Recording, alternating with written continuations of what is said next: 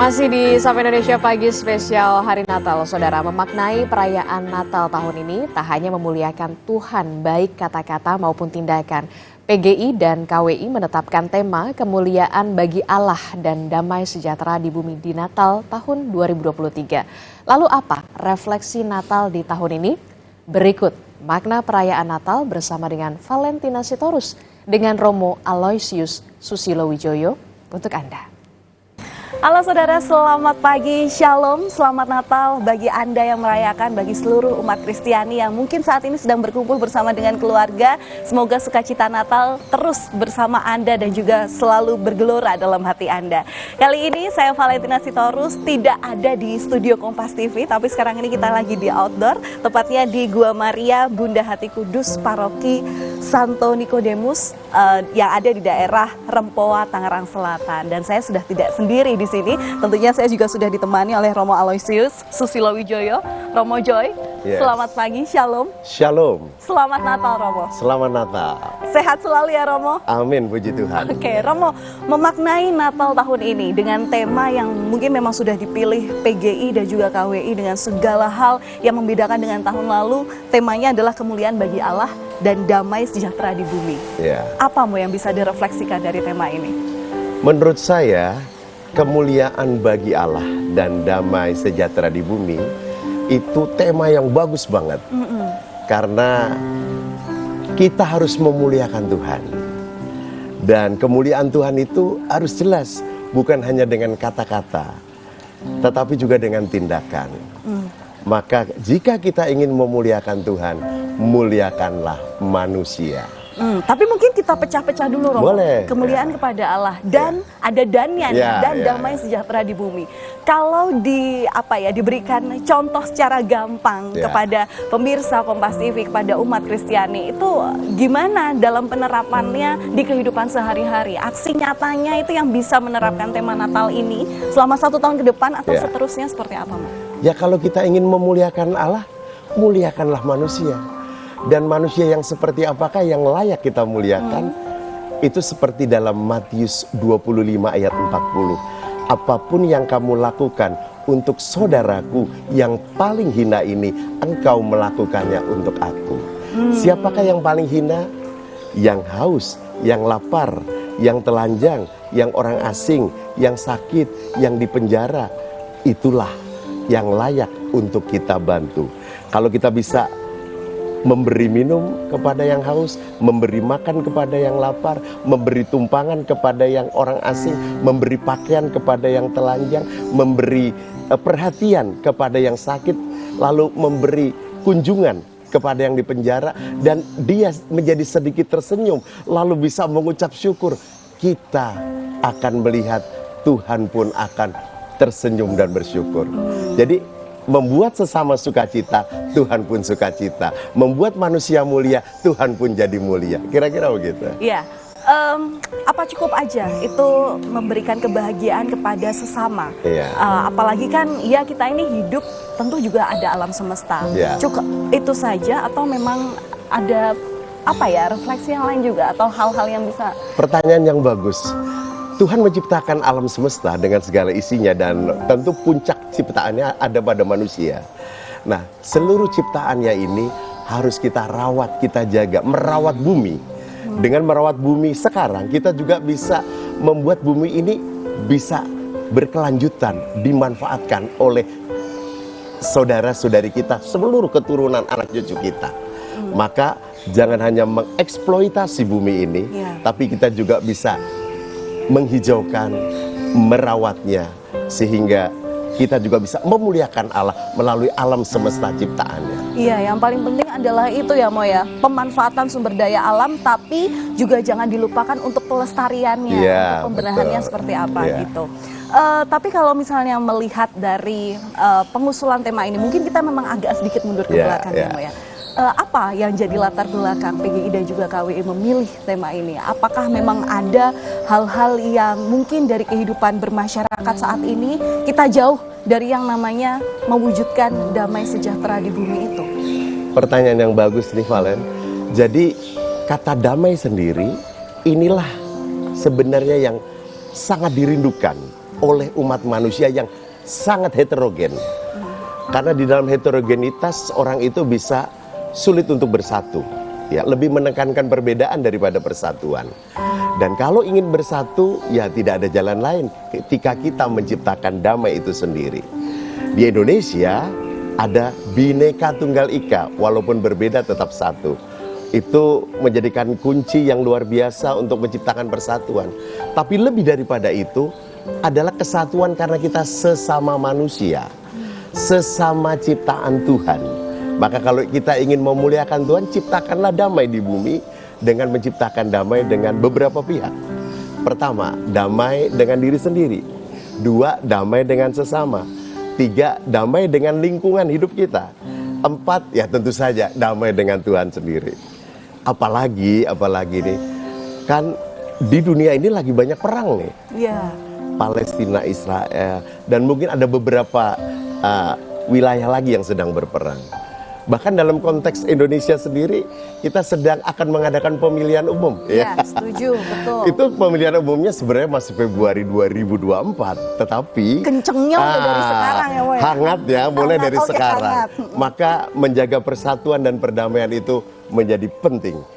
Semoga Natal kita menyambut Sang Raja Damai Yesus dengan semangat damai, dan semoga di tahun baru itu juga yang sudah mengintip pemilu, kita juga bisa ciptakan persatuan dan perdamaian. Yes. Mungkin itu. Ya. Iya, setuju sekali Romo. Memang pemilu itu masih ya sekitar 60 hari lagi ya, masih 3 bulan lagi menuju Februari. Tapi semoga memang hangat-hangat aja, nggak perlu sampai memanas ya. Yes. Karena memang gini Mo, kalau kita bicara soal pemilu itu adalah sukacita yang memang juga ada, tapi juga ada tidak memungkiri ya bahwa akan ada potensi perpecahan, isu politik identitas yang kemungkinan efeknya bisa berkelanjutan.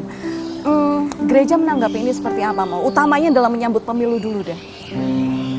Gereja itu yang pertama mengajak umatnya, jadilah warga negara Indonesia yang baik. Artinya nggak boleh golput. Nggak boleh untuk golput. Mereka yang memang udah boleh untuk pemilu. Gunakanlah hak pilih. Ya. Dan atau apatis lalu menjadi golput, itu juga salah. Jadilah warga negara yang baik, gunakan hak pilih. Sampai-sampai nih ya, di Gereja Katolik, Uskupan Agung Jakarta itu membuat yang namanya peraturan jadwal perayaan Rabu Abu, yang harusnya jatuh di hari Rabu pagi hari. Ya, ini karena ingin menghargai pesta demokrasi pemilu tanggal 14 Februari, Rabu paginya ditiadakan misa Rabu Abu. Maka misa Rabu Abu Selasa sore atau malam dan Rabu sore atau malam. Jadi pagi hari sampai menjelang sore itu silahkan ikut pemilu di TPS masing-masing. Iya, Tuh. Lalu gunakan hak pilih sebagai warga negara Indonesia yang baik. Yang kedua, ya tentu pilihlah sesuai dengan hati nurani dan tetap menciptakan persatuan dan perdamaian. Gak perlu kita karena beda pilihan, lalu antar anggota keluarga sendiri tidak damai. Berbeda pilihan antar anggota lingkungan gereja tidak damai. Berbeda pilihan antar tetangga jadi nggak damai. Ayo, beda pilihan boleh, yang penting pilihlah sesuai dengan hati nurani yang terbaik. Sesuai dengan hati nurani jagoan Anda. Sambil berdoa tentu saja, Tuhan pilihkanlah wakil rakyat yang terbaik, presiden dan wakil presiden yang terbaik untuk Indonesia yang terbaik. Amin. Yang jelas kalau ini dirangkum bisa, ayo kita menjadi pemilih cerdas, memilih dengan hati nurani, dan jangan memilih karena diberi. Betul. Betul ya, Mbak ya. Oke, Romo, sekali lagi ini kan juga pesan damai itu juga bisa disampaikan oleh sejumlah pihak. Tapi sekarang ini kita memang ada di era globalisasi. Yang pesan damai itu kadang ya tidak memikirkan hanya efek jempol aja. Terselah share. Gimana Romo menanggapi hal ini? Ya, menurut saya kita jangan menciptakan sesuatu yang membuat orang itu tidak damai, gitu ya. Misalnya berita-berita hoax atau ujaran kebencian atau berita-berita yang menjelekkan ini, menjelekkan itu, tapi akhirnya memecah belah gitu. Buatlah semuanya menjadi sejuk dan damai. Kan ini baru aja kita menyambut Natal Sang Raja Damai gitu ya. Dan kita juga ingin menyambut tahun baru itu dengan penuh kedamaian dan persatuan. hati-hati gunakan ibu jarimu. Kalau dulu kan mulutmu adalah harimaumu, sekarang ibu jarimu adalah harimaumu. Betul, oke. Mungkin memang kalau ngobrolin soal damai sejahtera di bumi ini memang harus mengajak setiap orang ya, Bu ya. Tidak cuma tidak cuma sekitar amanat homili doang, tapi kalau itu memang tidak dilakukan ya apa daya tema Natal kita ini tidak terwujud. Tapi mungkin sebagai penutup dialog kita pada pagi hari ini, mungkin Romo boleh memberikan pesan Natalnya kepada seluruh umat Kristiani atau pemirsa Sapa Indonesia Pagi yang kini sedang menonton. Oke, baik. Kemuliaan bagi Allah itu berarti menciptakan damai di bumi. Dan menciptakan damai itu dengan beberapa pihak. Damai dengan diri sendiri, terimalah dirimu apa adanya dan syukuri apa yang ada. Nggak usah dibanding-bandingkan. Damai dengan sesama, ayo. Bagi yang masih sakit hati, jangan ditumpuk sakit hatinya jadi benci, benci jadi dendam. Nah, kalau dendam mau dikeluarin nggak bisa keluar, masuk lagi ke dalam malah jadi penyakit, mendingan ayo berdamai. 70 kali 7 kali untuk mengampuni dan damai. Dan damai dengan lingkungan hidup, jangan rusak lingkungan, rawatlah dan hijaukanlah, karena ini demi anak cucu kita. Dan tentu saja damai dengan Tuhan. Siapa yang masih suka menyalahkan Tuhan? Tuhan, kenapa dia sehat aku sakit? Kenapa dia kaya aku miskin? Kenapa dia berhasil aku gagal? Kenapa dia lanjutin sendiri? Jelek, cakep, dan pinter. Yang penting Tuhan itu maha adil, maha baik. Dan dari kecil, dari orang tua kita, guru agama kita, pastor kita, pendeta kita udah tahu bahwa Tuhan itu maha adil. Maka jangan pernah menyalahkan Tuhan.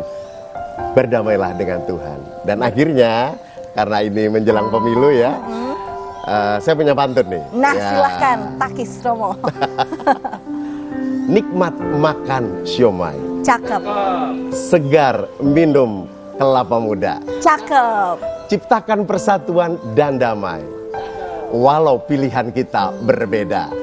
Amin. Amin, luar biasa. Ditutup dengan pantun. Semoga damai Tuhan selalu menyertai Anda dan juga keluarga, utamanya bagi Anda yang sekali lagi sedang berkumpul bersama keluarga merayakan Natal. Kami semua mengucapkan Selamat Natal 2023 dan Tahun Baru 2024. Tuhan memberkati kita semua.